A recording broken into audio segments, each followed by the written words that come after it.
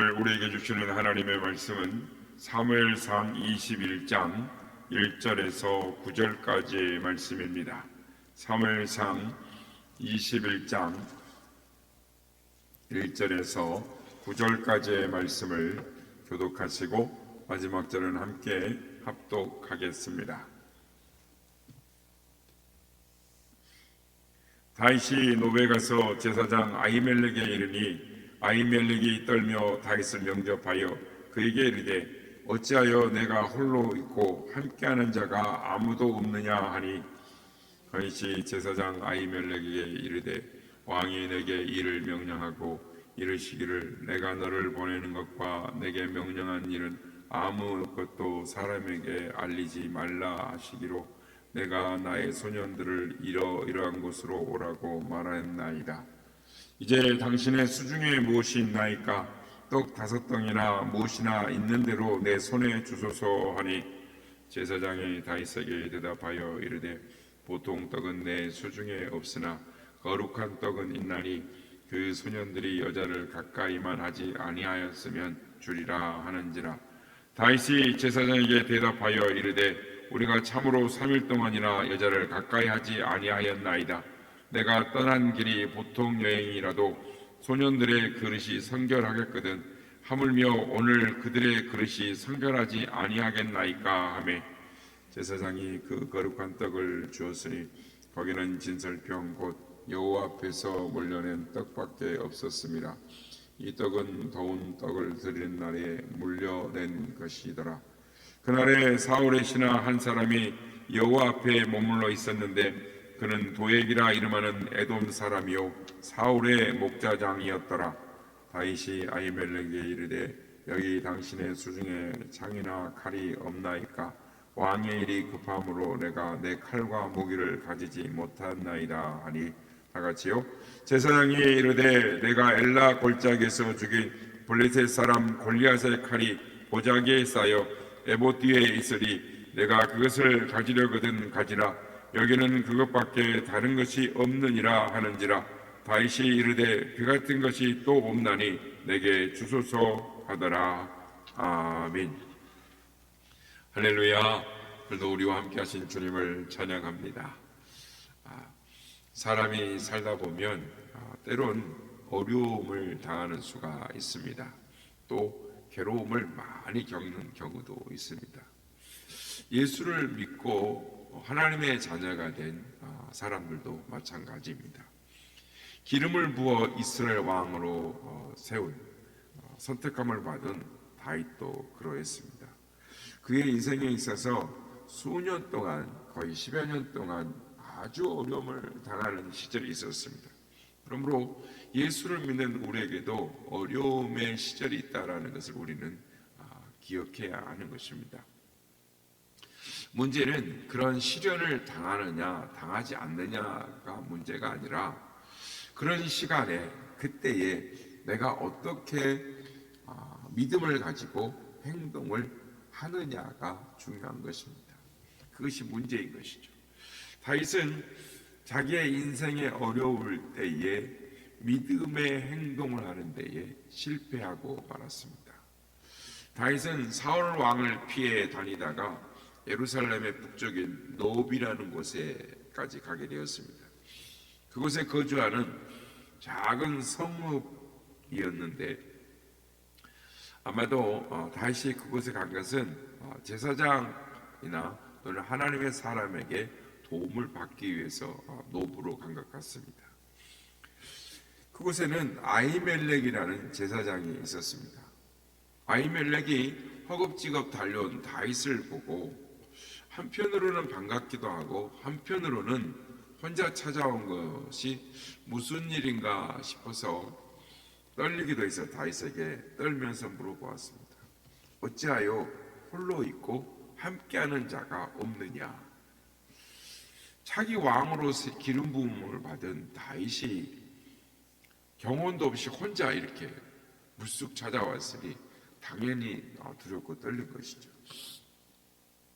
그러나 다윗은 제사장에게 거짓말을 합니다. 사람이 궁석해지면 이런 술수와 꾀를 쓰게 되나 봅니다. 그렇게 올바르고 용감하여 하나님이 그 중심을 보시고 다윗을 마음에 들어 하시고 그를 왕으로 세워 주셨는데 지금 비겁하게 거짓말을 하고 있는 것이죠.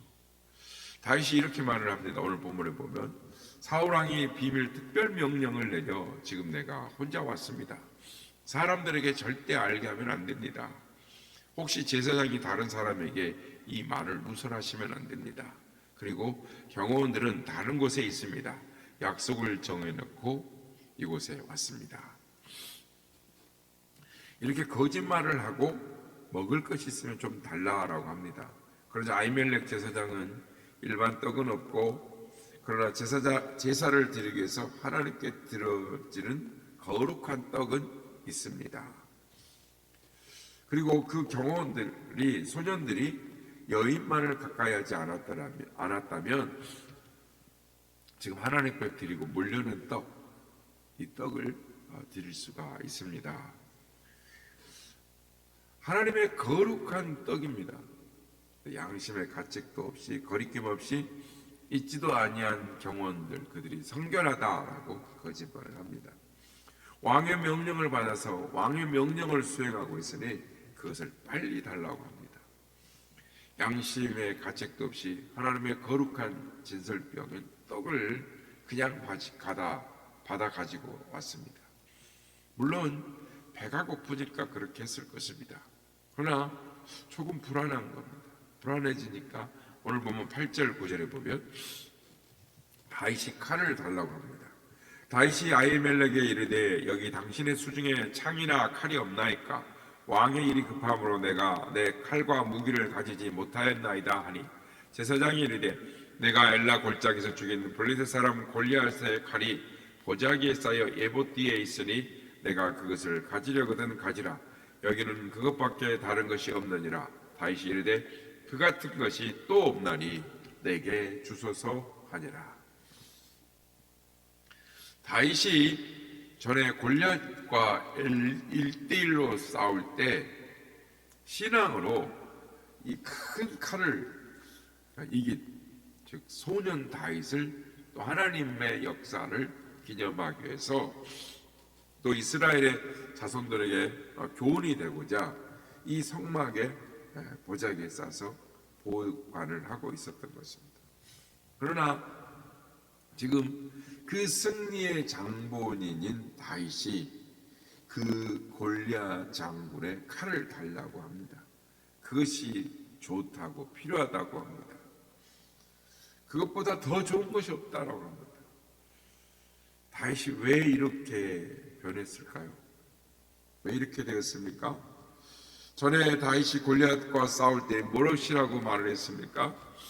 너는 칼과 창과 단창으로 내게 나아오니와 나는 만군의 여호와의 이름 내가 곧 모욕하는 이스라엘 군대의 하나님의 이름으로 내게 가노라. 여호와의 구원하심이 칼과 창에 있지 아니함을 이 무리로 알게 하리라 라고 외쳤던 그 소년 다윗. 큰 칼을 가진 다윗에게 골리앗에게 담대하게 나아가면서 조약돌로 물매를 만들어 골리앗을 넘어뜨렸습니다. 이렇게 하나님의 구원하심이 칼과 창에 있지 아니하다고 외치며 하나님의 이름으로 싸웠던 놀라운 신앙인 다윗이 어쩌다가 신앙이 떨어져서 골리앗을 칼을 달라고 그거보다 더 좋은 것이 없다라고 말을 하고 있는 것일까요? 제사장 앞에서 거짓말을 하고 골리앗의 칼 앞에서 떨지 않았던 다윗이 그 칼을 달라고 하는 것입니다. 다윗은 그 칼을 가지고도 겁이 났는지 우리가 읽지 않았지만 10절에 보면 그날에 다윗이 사울을 두려하여 일어나 도망하여 라고 말씀합니다. 그 칼을 가졌다고 달라진 것이 하나도 없습니다. 그리고 다윗은 블레셋의 영토로 도망을 했습니다. 도망하여 가드의 왕 아기스에게로 가니라고 합니다. 다윗은 자신이 죽인 블레셋 골리앗의 고향 가드 그곳에 골리앗의 칼을 들고 도망을 갔습니다. 참 아이러니컬한 것이죠. 그런데 그곳 사람들이 다윗을 알아보는 것입니다. 골리앗을 죽인 다윗이 왔다. 그 성에 난리가 났습니다. 그러자 다윗이 심히 두려워 떨었다. 12절에 보면 다윗이 이 말을 그 마음에 두고 가드왕 아기스를 심히 두려워하여 그들 앞에서 그 행동을 변하여 미친 채 하고 대문짝에 그적거리며 침을 수염에 흘리며 아기스가 그 신하에게 이르되 너희도 보거니와 이 사람이 미치광이로다. 어찌하여 그를 내게로 데려왔느냐. 다윗이 꾀를 잘 내었지만 너무나도 안 어울리는 것입니다. 놀라운 신앙인이었던 다윗, 골리앗을 이기면서도 여호와의 구원하심이 칼과 창에 있지 아니하다고 떵떵거리며 외쳤던 그 다윗이 지금은 미치광이 흉내를 내고 침을 질질 흘리고 그들 앞에서 바보처럼 행동을 하는 것입니다. 왜 블레셋 왕이 심히 두렵습니까? 그 전에도 두려워하지 않았던, 왜 골리앗이 두려워하지 않았던 그 다윗이 왜 이렇게 되어버렸습니까? 그것은 다윗이 사울을 두려워했기 때문입니다. 사울에게 쫓김을 당하고 있는 다윗은 불안과 초조와 두려움에 사로잡히게 되었습니다. 그래서 그는 아히멜렉에게 칼이나 창을 요구했던 것이고, 여러분, 다윗이 엘라 골짜기에서 골리앗에게 외쳤던 그 모습을 기억하고 있습니까? 그런데 지금은 그 엘라 골짜기에서 골리앗을 죽일 때의 그 모습은 사라지고 없습니다. 그때의 모습과 비교해보면 너무나 대조적인 이 다윗의 모습에 놀라지 않을 수가 없는 것입니다. 보십시오. 다윗이 골리앗과 대결할 때 무엇으로 무장을 했습니까? 물맷돌 5개밖에 없었습니다. 그것 갖고 어떻게 싸울 수가 있었겠습니까? 갑옷도 입지 않았습니다. 그러나 그때 다윗에게는 두려움이 없었습니다. 하나님과 올바른 관계를 맺고 성령에 붙잡힘마다 하나님과 함께 골리앗을 향하여 전진하였던 엘라 골짜기의 그 다윗의 모습, 당당한 모습을 한번 생각해 보십시오. 너는 칼과 창과 단창으로 내게 나아오거니와 나는 만군의 여호와의 이름 곧 내가 모욕하는 이스라엘 군대 하나님의 이름으로 내게 나아가노라. 그날에 그 기세에 당당했던 다윗의 그 용맹함과 당당함, 믿음이 어디로 갔습니까? 지금 다윗은 왜 이렇게 두려워하고 불안해하고 초조해하는 것입니까? 성도 여러분, 하나님과 올바른 관계를 맺지 못했을 때 인간이 아무리 수단과 방법을 모든 걸 다 동원해도 마음속에서 일어나는 공포와 불안을 숨길 수가 없는 것입니다. 그러나 내가 하나님과 올바른 관계를 맺기만 하면, 그리고 하나님이 원하시는 삶의 자리에 서 있기만 하면 내게 칼과 창과 단창이 없어도 내 마음은 여전히 든든한 것입니다. 살아계신 하나님이 나의 빛이 되어 주신다면, 그 하나님이 나의 반석이 되고 나의 능력이 되신다면, 그분이 나의 요새가 되시고 내 인생의 든든한 후원자가 되어 주신다면 내가 누구를 두려워하겠습니까? 사랑하는 성도 여러분, 여러분의 마음속에도 불안이 있습니까? 그 불안의 정체가 무엇이라고 생각하십니까? 제가 확신을 가지고 드릴 수 있는 말씀은, 우리가 하나님과 올바른 관계를 맺고 있을 때에, 관계를 맺고 살고 있다면 내 마음속에 밀려오는 어떤 불안도 없어질 줄로 믿습니다.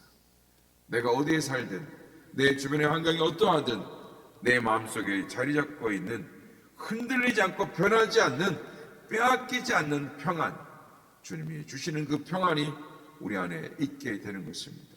그러므로 주님께서 우리에게 이렇게 말씀하시는 것입니다. 평안을 너에게 끼치노니 곧 나의 평안을 너희에게 주노라. 내가 너에게 주는 것은 세상이 주는 것 같이 아니하니라. 너희는 마음에 근심도 말고 두려워하지도 말라.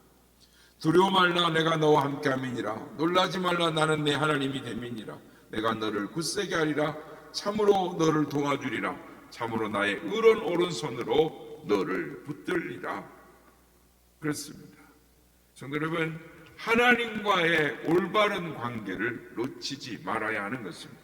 하나님이 우리와 함께 하십니다. 하나님의 능력의 의로운 오른손으로 우리를 붙들고 계시는 것입니다.